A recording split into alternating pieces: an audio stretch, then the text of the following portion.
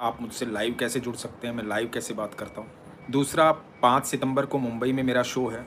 हम भगवान श्री कृष्ण का जन्मोत्सव, नंदोत्सव, जन्माष्टमी के अगले दिन मना रहे हैं मुंबई में।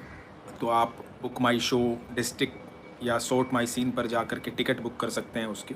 तो लाइव शो है, वहाँ आपसे मुलाकात होगी मेरी लाइव, और भजन होगा, कीर्तन होगा, नंदोत्सव मनाया जाएगा। तो आप उस प्रोग्राम में सम्मिलित हो सकते हैं मुंबई में यदि आप रहते हैं, और या मुंबई उस समय आ सकते हैं, मुंबई के आसपास आप रहते हैं।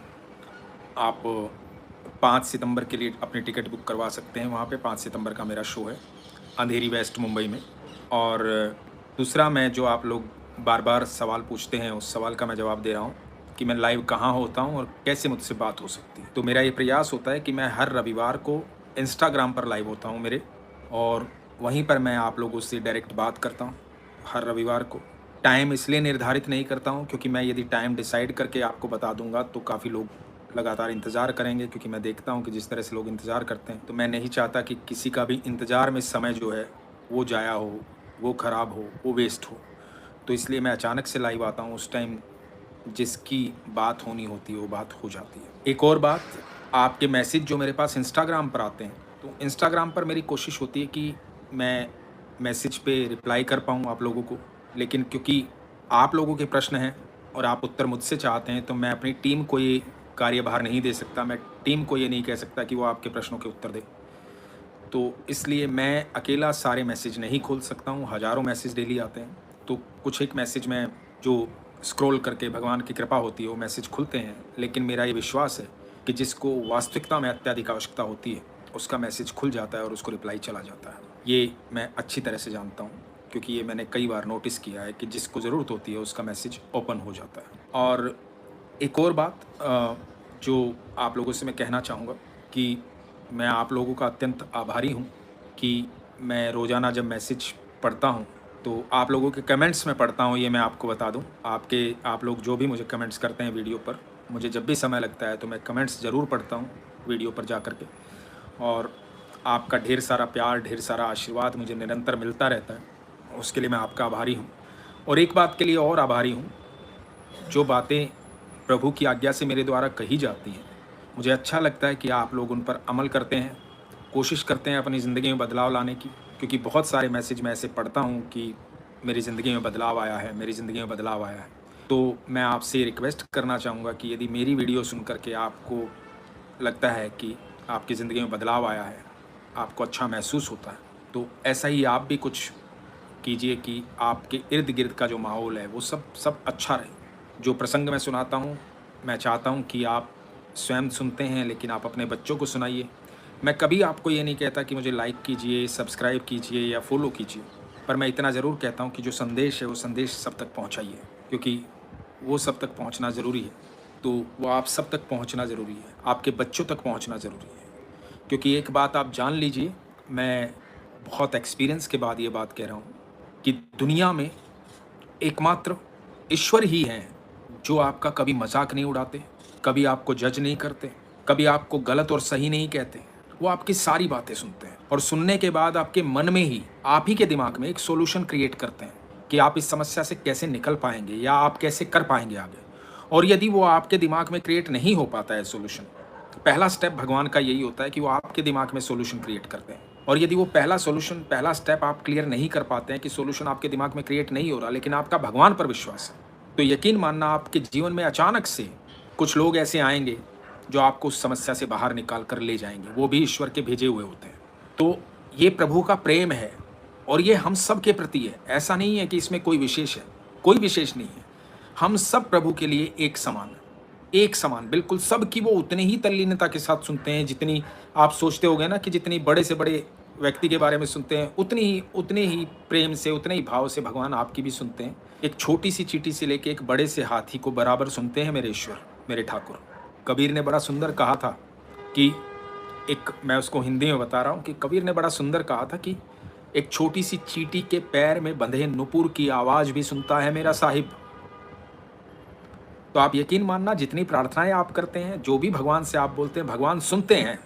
और यदि आपको शंका नहीं हुई शंका का मतलब जानते हैं क्या है? शंका का मतलब ये है कि आपने भगवान से प्रार्थना कर दी, भगवान को अपनी समस्या बता दी, भगवान के सामने बैठे और भगवान को सारी बातें बोल दी, उसके बाद भी आप चिंता कर रहे हैं, तो ये शंका है। जब भगवान को बोल दिया तो उसके बाद किसी प्रकार की शंका मन में नहीं होनी चाहिए, कोई चिंता नहीं होनी चाहिए, फिर वो भगवान का कार्य है। और यदि आपने उसके बाद शंका नहीं की, कोई चिंता नहीं की, आप यकीन मानना आपके जीवन में पल प्रतिपल सुकून रहेगा, सुख रहेगा, खुशी रहेगी, आनंद रहेगा और आपको ये एहसास हो जाएगा, आपको ये भाव अपने आप प्रकट हो जाएगा कि प्रभु मेरी सुनते हैं, क्योंकि वो सबकी सुनते हैं।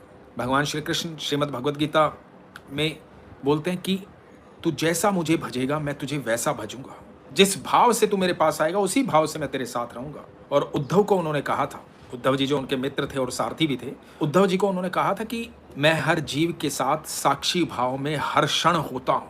तो आप यकीन मानना आप कभी अकेले नहीं रहते हो, भगवान हर पल आपके साथ रहते हैं, हर क्षण आपके साथ रहते हैं। जिस दिन से आपने ये महसूस करना शुरू कर दिया कि मैं अकेला नहीं चल रहा हूँ, ठाकुर मेरे साथ चल रहे हैं, आप यकीन मानना आपके जीवन में निरंतर बदलाव शुरू हो जाएगा।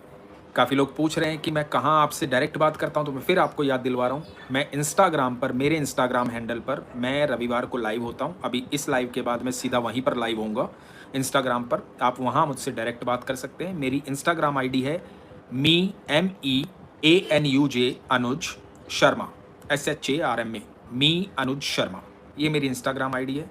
और दूसरी बात, यूट्यूब पर मेरा यही एक अकाउंट है, जो मेरा मेन अकाउंट है वो यही एक अकाउंट है, यहीं पर आप मुझसे डायरेक्ट जुड़ सकते हैं। तो मुझसे बात करने के लिए आपको इंस्टाग्राम लाइव पर आना पड़ेगा, या फिर आप रविवार को तो लाइव होता हूँ मैं।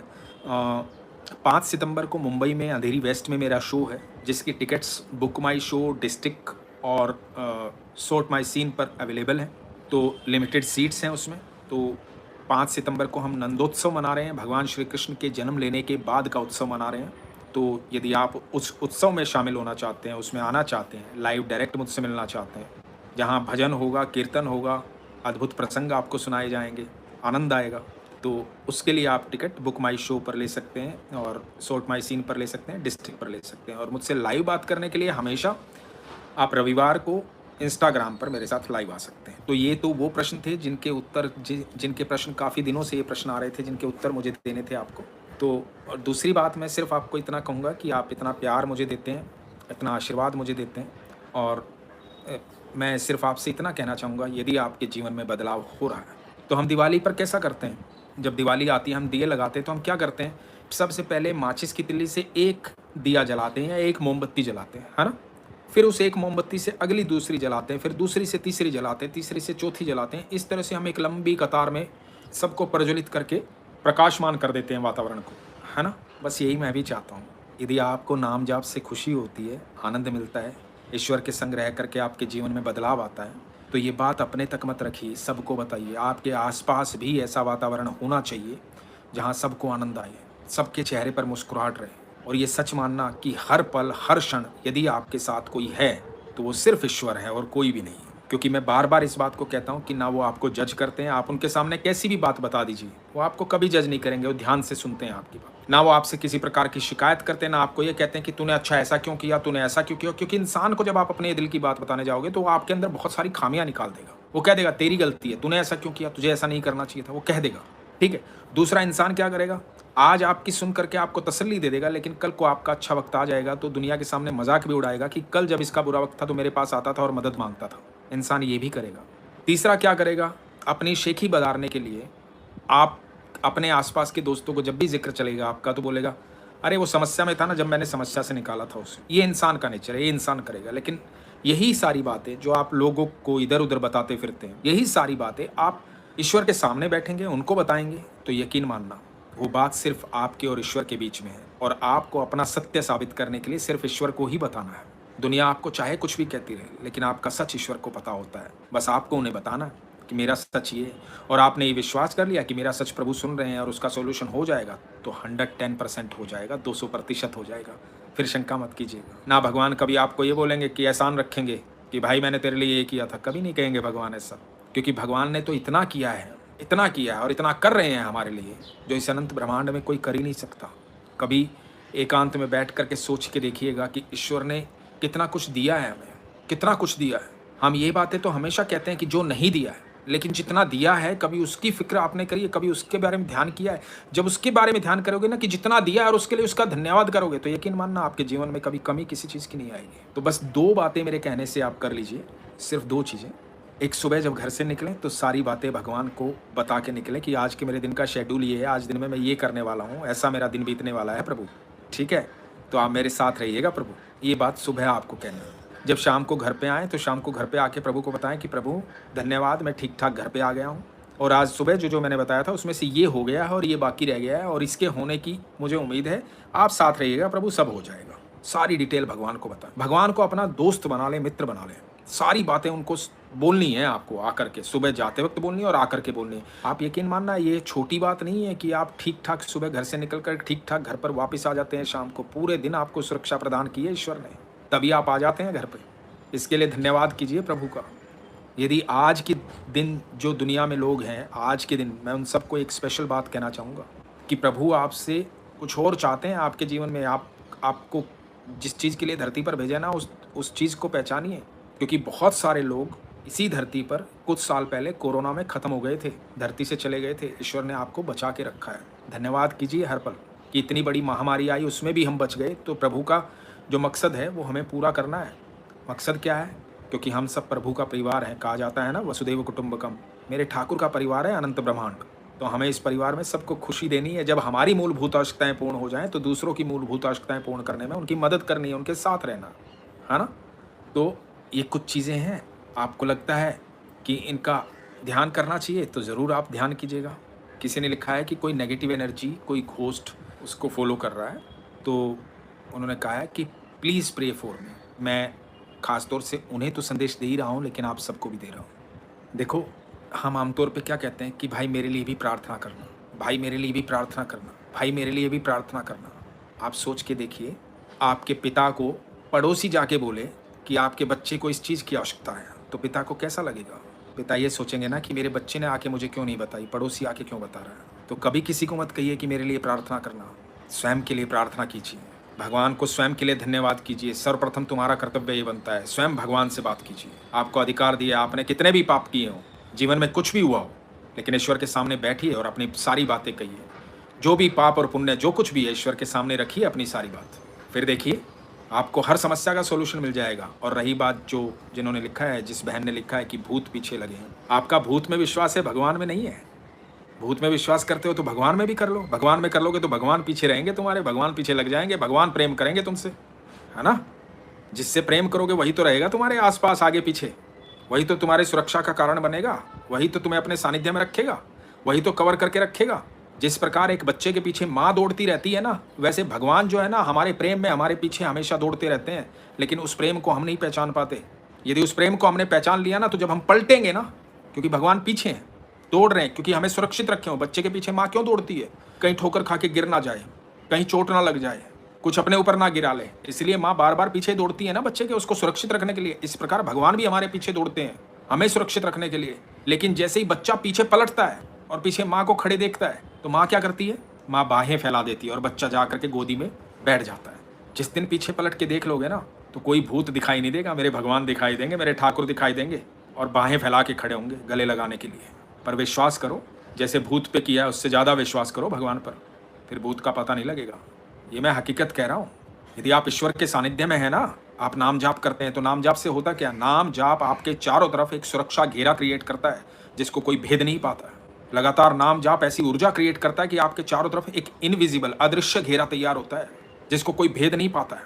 लगातार नाम जाप कीजिए, संपूर्ण विश्वास रखिए, आपका बाल बाका कोई नहीं कर सकता है। ठीक है। हम क्या करते हैं? हम भगवान को भोग लगाते हैं। भोग लगाते हैं तो क्या करते हैं? पहले रसोई साफ करते हैं, बर्तन साफ करते हैं, सब कुछ साफ सुथरा करके फिर भगवान के लिए भोजन परोसते हैं। फिर भगवान को कहते हैं ठाकुर जी भोग लगाओ। ठाकुर जी क्या कहते हैं पता है? ठाकुर जी कहते हैं, जिस प्रकार तुम भोजन का शुद्धता के साथ मुझे भोग लगाते हो ना, उसी प्रकार तुम अपने कर्मों को शुद्ध करके मुझे भोग लगाओगे ना, तो जीवन में कभी दुख आएगा नहीं, कोई परेशानी होगी नहीं, है ना। तो बस ध्यान रखिए। 3-4 बातें थी जो मैंने इस लाइव में कही हैं। इस लाइव को आप बाद में सुन लीजिएगा। और मेरे साथ लाइव होना है तो मैं अभी इसके बाद जा रहा हूँ इंस्टाग्राम पर, वहाँ लाइव होने, वहाँ आप मुझसे डायरेक्ट बात कर सकते हैं। मी अनुज शर्मा, ये मेरी इंस्टाग्राम आईडी है, MEANUJSHARMA, मी अनुज शर्मा। तो आइए वहाँ वार्तालाप करते हैं।